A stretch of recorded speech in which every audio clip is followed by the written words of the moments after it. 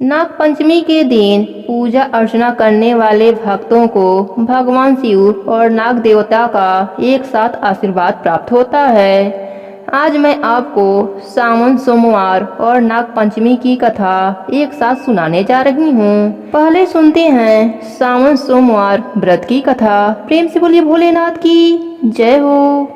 एक बार की बात है, शिव जी और माता पार्वती कैलाश पर्वत पर बैठे बात कर रहे थे। पार्वती माता ने शिव जी से कहा, श्रावण का पुण्य मास है, पृथ्वी पर चलकर प्रजा का हाल जानना चाहिए। शिव जी बोले, मैं आपको कैलाश पर बैठे बैठे ही प्रजा का हाल बता देता हूँ। उन्होंने अपने शक्ति से 2 कुत्ते पृथ्वी पर भेजे, एक काला दूसरा सफेद।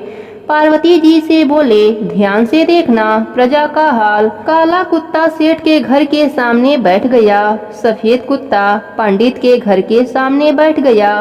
दोनों कुत्ते उनके घर की रखवाली करते और जो जूठा भोजन उन्हें मिलता खा पी कर वहीं बैठे रहते।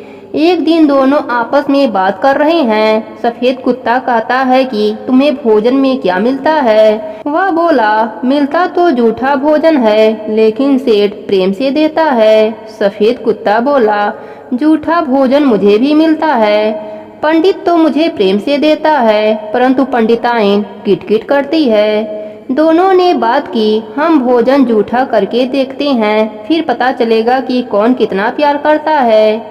श्रावण का महीना था। सेठ दुकान से जल्दी घर आ गए। आते ही सेठानी से बोले, मुझे भोजन परोस दो, सूर्यास्त से पहले जिम कर दुकान जाता हूँ। दोस्तों कहते हैं कि श्रावण के महीने में सूर्यास्त से पहले भोजन कर लेना चाहिए।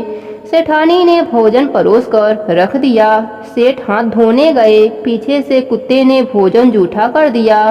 सेठ ने कहा, सेठानी मेरे लिए दूसरा भोजन परोस दो, यह भोजन इसे ही दे दो ताकि यह भर पेट खा सके। सेठानी ने वह भोजन कुत्ते के सामने रख दिया और सेठ जी के लिए दूसरा भोजन परोसा।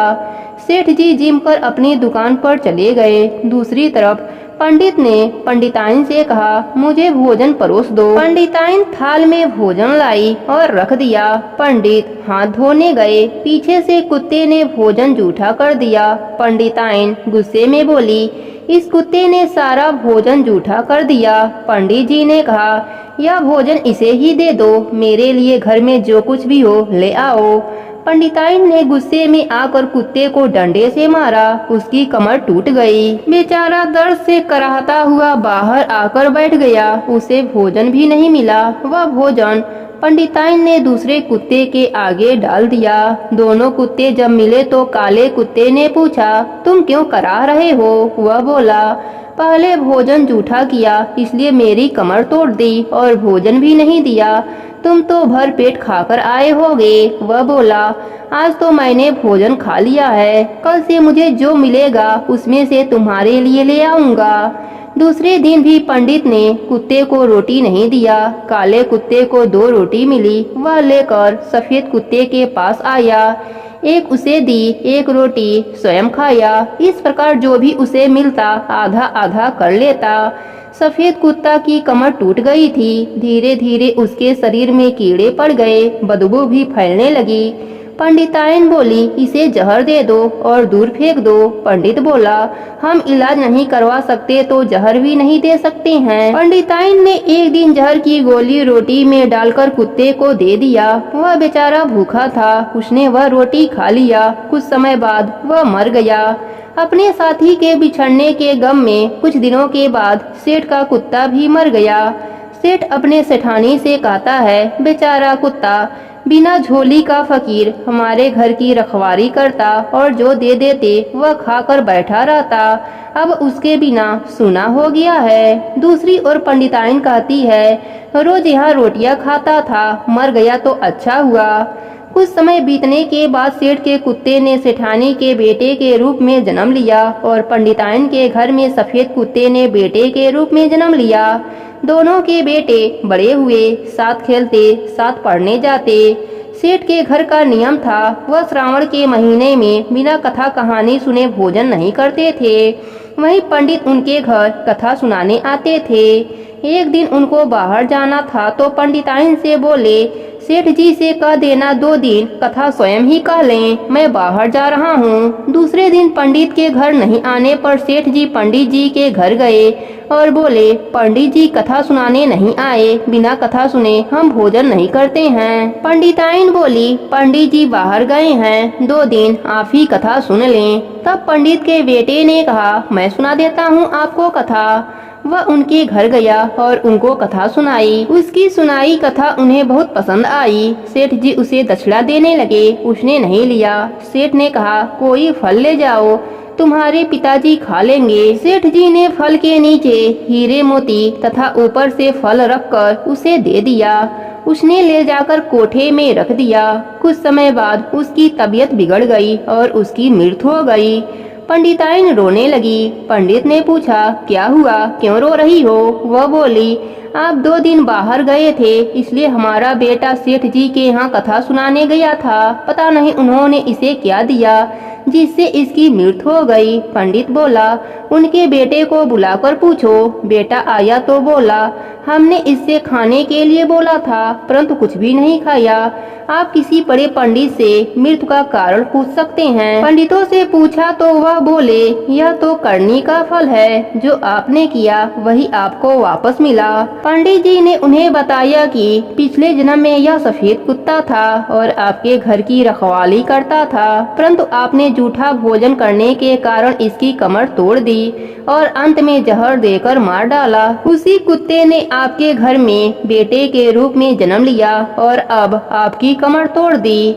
इसने जितना अन्न आपके घर का खाया उसका मूल्य आपके कोठे में छोड़ गया है। जैसा आपने कुत्ते को दिया वही आपको मिला। अच्छा करने पर अच्छा और बुरा करने पर बुरा ही फल मिलता है। शिव जी बोले, देखो पार्वती, प्रजा का हाल, जैसा कर्म करेंगे वैसा ही इन्हें फल मिलेगा। एक गांव में एक गरीब ब्राह्मण रहता था। वह रोजाना भोलेनाथ को जल चढ़ाता था। उसके पास कोई पात्र नहीं था, इसलिए वह रोजाना दोनों हाथों में और मुंह में पानी भर कर ले जाता और भोलेनाथ के शिवलिंग पर मुंह का पानी और हाथों के पानी से नहला देता था। उसी ब्राह्मण के सामने बहुत बड़ा साहूकार रहता था। वह भी रोजाना शिव जी की पूजा आराधना करता था। संयोग से दोनों एक समय ही जल चढ़ाते थे तो साहूकार ब्राह्मण को देखकर तिलमिला उठता था और बुरी नजर से देखता था और मन में सोचता था कि मैं तो चांदी के सिरंगी से पंचामृत लेकर चढ़ाता हूँ, शिव जी का अभिषेक करता हूँ और यह ब्राह्मण मेरी पूजन विधि को बिगाड़ देता है, भगवान को जूठा जल चढ़ाता है। साहूकार कई बार ब्राह्मण को समझाता था कि तुम मुंह में पानी मत लाया करो, मेरे सिरंगी से, मेरे लोटे से जल चढ़ा लिया करो, लेकिन ब्राह्मण तो अपने धुन में लगा रहता था और साहूकार के बातों पर ध्यान नहीं देता। यह सब भगवान देखते व सुनते रहते थे। एक दिन भोलेनाथ ने सोचा, दोनों की परीक्षा लेनी चाहिए कि किसकी भक्ति सच्ची है। एक दिन ब्राह्मण व साहूकार दोनों एक साथ घर से निकले। दोनों भगवान की पूजा करने जा रहे थे। भोलेनाथ ने आंधी तूफान चला दिया। अब ब्राह्मण तो तूफान से नहीं घबराया और आगे बढ़ गया और साहूकार जैसे ही जाने लगा उसके थाली में रखी पूजन सामग्री सब उलट पुलट हो गई। आक, धतूरा, बेलपत्र, चंदन, रोली, मौली, चावल, फूलमाला सब तूफान से नीचे गिर गए। साहूकार तो घबरा गया। सोचा कि ऐसा तूफान आ रहा है, मैं आज मंदिर नहीं जाऊंगा और वापस घर जाने लगा। लेकिन पीछे से वापस देखा कि ब्राह्मण तो मंदिर जा रहा है, मैं भी हिम्मत करके जाता हूँ। साहूकार ने वापस से थाली लगाई और आगे बढ़ा। थोड़ी ही दूर पर एक सूखी नदी थी। भगवान ने सोचा, यह दोनों तो एक परीक्षा में पास हो गए हैं, अब दूसरी मुसीबत करनी चाहिए। तो भगवान ने उस सूखी नदी में बाढ़ चला दिए। अब पानी बहुत वेग से आ रहा था। दोनों नदी के पास जाकर खड़े हो गए। अब ब्राह्मण ने सोचा कि भगवान को जल चढ़ाने का नियम है, उसे नहीं छोड़ना चाहिए। मैं तो बिना भगवान के जल चढ़ाए नहीं रह सकता, मुझे तो जाना ही चाहिए। अगर पानी के बहाव में बह भी गया तो कोई बात नहीं, एक दिन तो मरना ही है, यह तो निश्चित है। इस संसार को छोड़कर एक दिन जरूर जाना होगा, फिर इस देह का मोह क्या करना चाहिए। आज नहीं तो कल मरना ही है, आया है सो तो जाएगा। राजा रंग फकीर। फिर मुझे सोचना नहीं चाहिए। और नदी उस पार मंदिर है तो नदी पार करके जल जरूर चढ़ाऊंगा। वह तो हिम्मत करके ओम नमः शिवाय का नाम लेकर नदी में कूद गया और गोते लगाता हुआ नदी के दूसरे किनारे पहुंच गया। इधर साहूकार ने देखा कि नदी में बाढ़ बहुत तेज है। अगर मैं कूद गया तो पानी के बहाव में बह जाऊंगा। जानबूझकर मौत के मुंह में क्यों जाऊं? मर गया तो पत्नी बच्चे रोते रहेंगे और सारा कारोबार भी समाप्त हो जाएगा।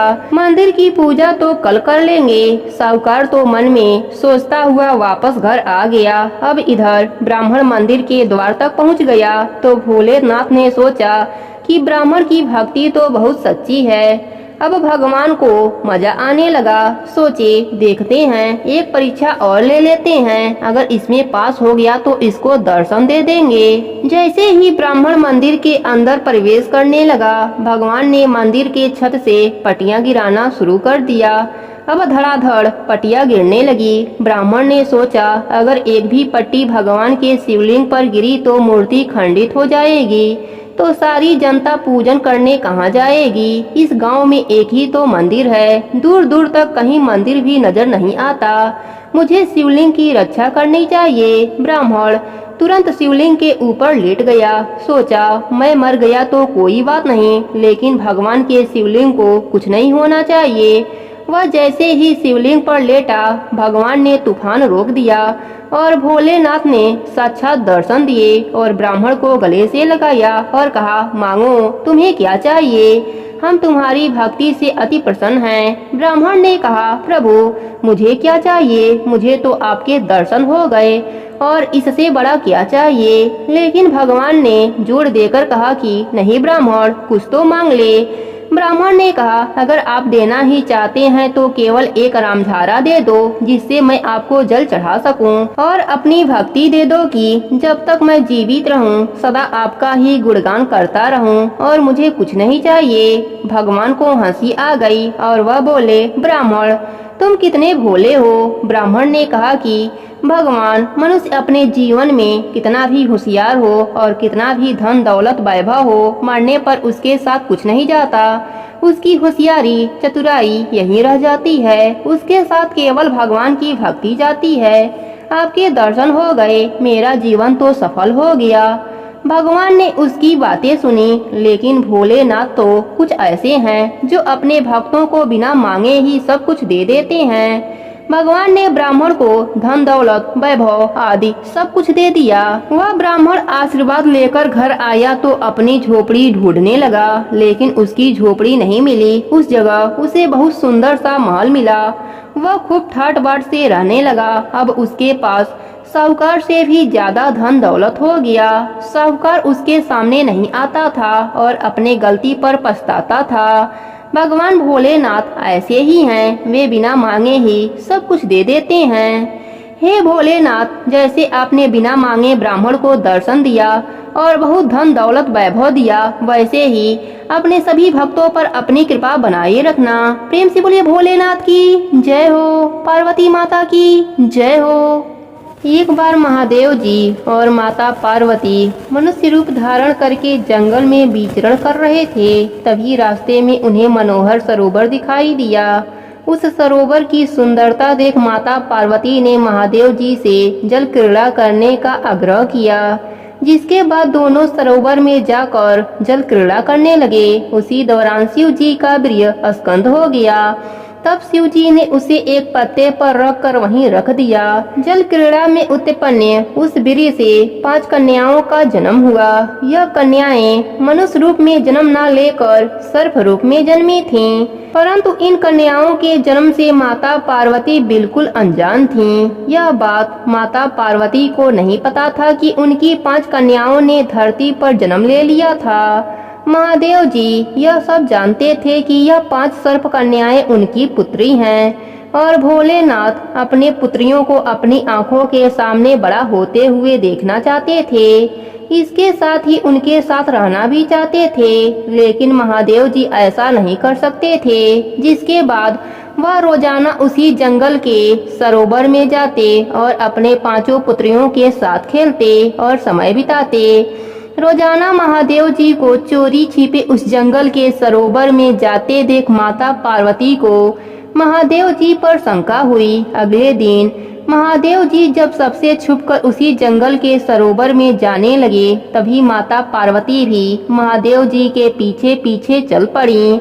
महादेव जी को जंगल के सरोवर में 5 नाग कन्याओं के साथ खेलता देख माता पार्वती को क्रोध आ गया और उन्होंने उस नाग कन्याओं को मारना चाहा। जैसे ही माता पार्वती ने उस नाग कन्याओं को मारने के लिए अपना पैर आगे बढ़ाया, तभी महादेव जी ने माता पार्वती को रोक दिया और कहा, यह नाग कन्याएं तुम्हारी पुत्री हैं, तुम इन नाग कन्याओं की माता हो। यह सुनकर माता पार्वती को बड़ा आश्चर्य हुआ कि यह कन्याएं उनकी पुत्री कैसे हो सकती हैं। तब शिव जी ने माता पार्वती को उन नाग कन्याओं के जन्म के बारे में पूरी बात बताई। कथा को सुनकर देवी पार्वती का क्रोध शांत हो गया और वह हंसने लगी। तब भगवान शिव जी ने माता पार्वती को बताया कि उन कन्याओं के नाम जया, विषधर, शामिलबारी, देव और दोतली है। भगवान शिव जी ने यह भी बताया कि जो भी मेरी पुत्रियों का पूजा करेगा उनको कभी भी सर्प से भय नहीं सताएगा। उनको और उनके परिवार के लोगों को सर्प से कोई भी नुकसान नहीं होगा। यही कारण है कि सांपों को नहीं मारा जाता है। सनातन धर्म में हर एक बात के पीछे कहानी छिपी होती है। प्रेम से बोलिए महादेव जी की जय हो, पार्वती माता की जय हो, नाग कन्याओं की जय हो। एक राजा के 7 पुत्र थे, उन सबके विवाह हो चुके थे। उनमें से 6 पुत्रों के संतान भी हो चुकी थी। सबसे छोटे पुत्र के अब तक कोई संतान न हुई। जेठानियां बांझ कहकर बहुत ताने देती थीं। एक तो संतान न होने का दुख और उस पर सास, ननद, जेठानी आदि के ताने उसको और भी दुखी करने लगे। इससे व्याकुल होकर वह बेचारी रोने लगती। उसका पति समझाता कि संतान होना या न होना तो भाग्य के अधीन है, फिर तू क्यों दुखी होती है। वह कहती, सुनते हो सब लोग बांझ बांझ कहकर मेरे नाक में दम कर दिए हैं। पति बोला, दुनिया बकती है, बकने दे, मैं तो कुछ नहीं कहता, तू मेरी ओर ध्यान दे और दुखी को छोड़कर प्रसन्न रह।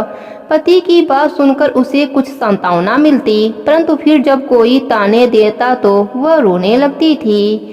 इस प्रकार एक दिन नाग पंचमी आ गई। चौथ की रात को उसे सपने में 5 नाग दिखाई दिए। उनमें से एक ने कहा, अरे पुत्री, कल नाग पंचमी है, तू अगर हमारा पूजन करे तो तुझे पुत्र रत्न की प्राप्ति हो सकती है। यह सुनकर वह उठ बैठी और पति को जगाकर सपने का हाल सुनाया। पति ने कहा, यह कौन सी बड़ी बात है। 5 नाग अगर दिखाई दिए हैं तो 5 की आकृति बनाकर उनका पूजन कर देना।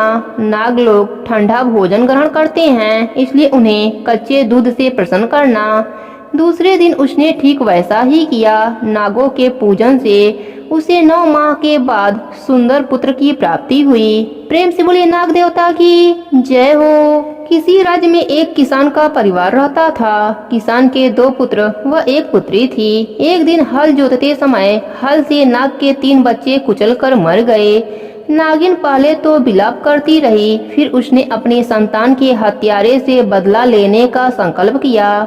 रात्रि को अंधकार में नागिन ने किसान, उसकी पत्नी व दोनों लड़कों को डस लिया। अगले दिन प्रातः किसान की पुत्री को डसने के उद्देश्य से नागिन फिर चली तो किसान कन्या ने उसके सामने दूध का भरा कटोरा रख दिया। हाथ जोड़कर क्षमा मांगने लगी। नागिन ने प्रसन्न होकर उसके माता पिता व दोनों भाइयों को पुनः जीवित कर दिया। उस दिन श्रावण शुक्ल पंचमी थी। तब से आज तक नागों के कोप से बचने के लिए इस दिन नागों की पूजा की जाती है। प्रेम से बोलिए नाग देवता की जय हो। प्राचीन काल की बात है। एक नगर में एक सेठ जी रहते थे। उनके 7 पुत्र थे और 7 पुत्रों का विवाह हो चुका था।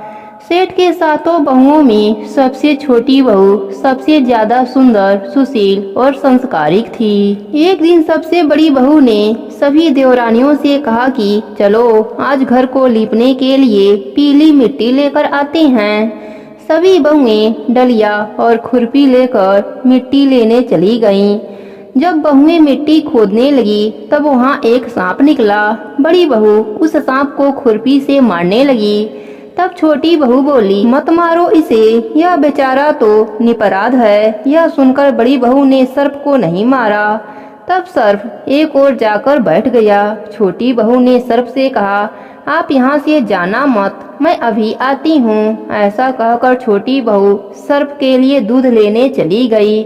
घर पहुंचकर वह अपने कामों में लग गई और सर्प से जो वादा किया था वह भूल गई। अगले दिन जैसे ही उसे यह बात याद आई तब वह दूध लेकर वहां पहुंची। तब उसने देखा सर्प तो वहीं बैठा था। वह सर्प से बोली, भैया मुझे माफ कर दो, मैं अपने घर के कामों में आपको दूध पिलाना भूल गई। तब सर्प बोला, मुझसे झूठ बोलने के लिए मैं तुझे अभी डस लेता, लेकिन तूने मुझे भैया कहा है इसलिए तुझे छोड़ रहा हूँ और आज से तू मेरी बहन हुई, तुझे जो चाहिए वह मांग ले। तब छोटी बहू बोली, भैया मेरा कोई नहीं है, मुझे एक भाई मिल गया और कुछ नहीं चाहिए, बस जब भी मैं आपको पुकारूं आप आ जाना। कुछ दिनों के बाद सावन के महीने में सेठ जी के सभी बहुएं अपने अपने पीहर जाने लगीं और छोटी बहू से बोली, तेरा तो कोई पीहर में नहीं है, तू कहाँ जाएगी। यह सुनकर छोटी बहू बहुत रोने लगी। तभी वह सर्प एक मनुष्य का रूप धारण कर उसके घर आया और बोला, मेरे बहन को भेज दो। तब सबने कहा, इसका तो कोई भाई नहीं था। तब सर्प बोला, मैं दूर के रिश्तेदार का भाई हूँ। इस तरह विश्वास दिलाकर छोटी बहू को उसने अपने साथ ले गया। रास्ते में उसने छोटी बहू को बताया, बहन मैं तुम्हारा भाई सांप हूँ और तुम्हें अपने साथ नागलोक ले जाने आया हूँ, तुम डरना मत, तुम मेरी पूंछ पकड़ लो। छोटी बहू ने ऐसा ही किया। जैसे ही वह नागलोक पहुंची, नागलोक के धन को देखकर छोटी बहू चकित रह गई। सर्प उसे अपने माता के पास ले गया और बोला, माता यह मेरी बहन है, इसने मेरी जान बचाई थी और यह कुछ दिनों के लिए हमारे साथ रहेगी। सर्प की माता ने छोटी बहू को लाड किया। वहाँ सर्पों की बहुत छोटे छोटे बच्चे थे। वह रोज देखती कि माँ सभी को रोज दूध ठंडा करके घंटी बजाती। घंटी की आवाज सुनकर सभी बच्चे वहाँ आकर दूध पी लेते। एक दिन वह माँ से बोली, आज मैं दूध ठंडा कर देती हूँ। अभी दूध ठंडा भी नहीं हुआ था कि उसने जल्दबाजी में घंटी बजा दी। घंटे की आवाज सुनकर छोटे छोटे सांप दौड़ पड़े। दूध में मुंह डालते ही उनके मुंह जल गए। सभी बच्चे गुस्से में बोले, हम इसे काटेंगे, परंतु माँ के समझाने पर बच्चे मान गए। अब छोटी बहू के जाने का समय हो गया। उसके भाई सर्प ने और उसकी माँ ने हीरे मोती देकर उसे विदा किया। इतनी सारी धन दौलत देखकर बड़ी बहू बोली, भाई ने इतनी सारी दौलत दिया, इसे साफ करने के लिए सोने की झाड़ू भी देता तो अच्छा होता। यह सुनकर सर्प ने सोने की झाड़ू भी लाकर दे दिया और साथ ही एक हार भी दिया।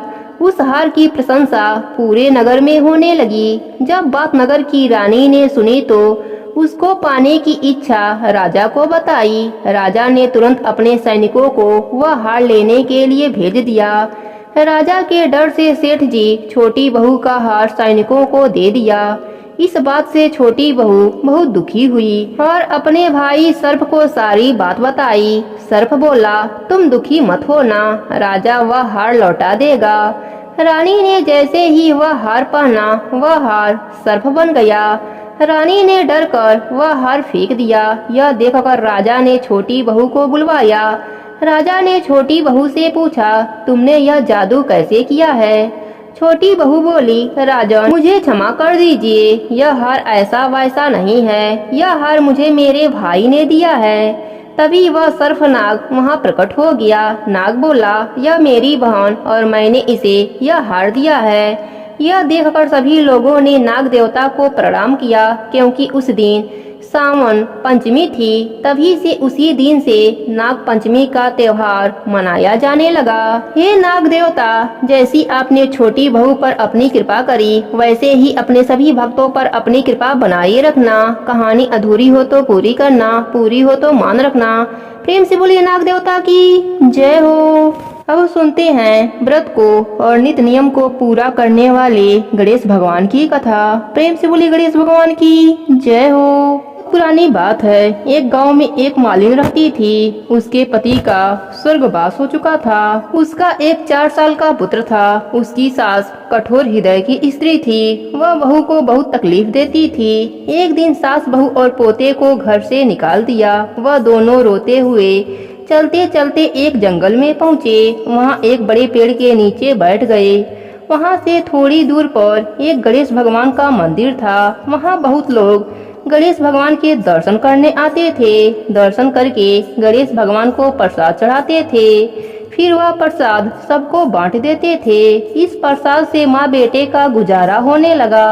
दोनों माँ बेटे गणेश भगवान के पूजा पाठ में लग गए।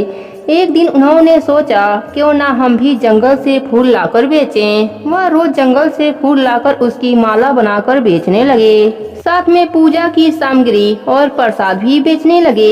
इससे उनको आमदनी होने लगी। गणेश भगवान की कृपा से आमदनी बढ़ने लगी। जल्दी ही उन्होंने एक मकान और एक दुकान बना लिया। एक दिन उसी नगर के राजा की बेटी मंदिर में पूजा करने आई। मालिन के बेटे को देखकर राजकुमारी उस पर मोहित हो गई और उससे विवाह करने की सोचने लगी। उसने अपने भाभी से अपने मन की बात कही। भाभी अनुभवी थी। उसने कहा, यह तो मालिन का बेटा है और तुम एक राजा की बेटी हो। यदि तुमने उससे विवाह किया तो तुम्हारी बहुत बेइज्जती होगी। पर राजकुमारी अपने बात पर अड़ी रही। उसने कहा, मैं तो प्रतिज्ञा कर लिया है कि उसी से विवाह करूंगी। भाभी महल जाकर सारी बात राजा को बताया। राजा ने मना नहीं किया और विवाह के लिए तैयार हो गए। उन्होंने बड़े धूमधाम से बेटी का विवाह मालिन के बेटे के साथ कर दिया। मालिन ने सबसे पहले बेटे बहू को गणेश भगवान के मंदिर में ले जाकर पूजा पाठ करवाया और गणेश भगवान का आशीर्वाद दिलवाया। इसके बाद पूरे नगर में यह बात फैल गई कि गणेश जी की पूजा करने से सब दुख दूर हो जाते हैं। यह बात सुनते ही नगर के सभी लोग मंदिर में गणेश भगवान के दर्शन करने आने लगे। मालिन और उसके बेटे की बिक्री और बढ़ गई। उधर उसके सास के बुरे दिन आ गए। अन्नदाता उससे रूठ गए और वह भूखी मरने लगी। एक दिन वह रोती हुई उसी गणेश भगवान के मंदिर में आ पहुंची। वहां वह मालिन के बेटे से बोली, मैं भूखी हूँ, मुझे रोटी कपड़ा दे देना। इसके बदले मैं तुम्हारा सारा काम कर दूंगी। लड़के को दया आ गई और वह उसे काम पर रख लिया। उसने अपने दादी को नहीं पहचाना। जब मालिन घर आई तो उसने अपने सास को पहचान लिया। सास से बोली, सासू जी आप यहाँ कैसे? सास ने पोते के तरफ इशारा करके बोला, मेरा इस सेठ के यहाँ नौकरी लग गई है। बहू बोली, यह आपका पोता है और यह घर भी आपका ही है, यह दुकान भी आपका ही है। आपने हमें घर से निकाला, तब गणेश भगवान ने हमारी रक्षा की। बहू की बात सुनकर सास बोली, मेरी करनी मैंने भोग लिया। बहू बोली, सासू जी अब आप हमारे यहाँ रहो और पोते का सुख देखो। सास गणेश भगवान की महिमा देखकर गणेश भगवान का जयकारा लगाने लगी। साथ ही बहू पोते के साथ मिलकर गणेश भगवान का नित्य नियम निभाने लगी। हे गणेश जी महाराज, जैसा सुख आपने मालिन को दिया वैसा ही सुख सबको देना। प्रेम से बोलिए गणेश भगवान की जय हो।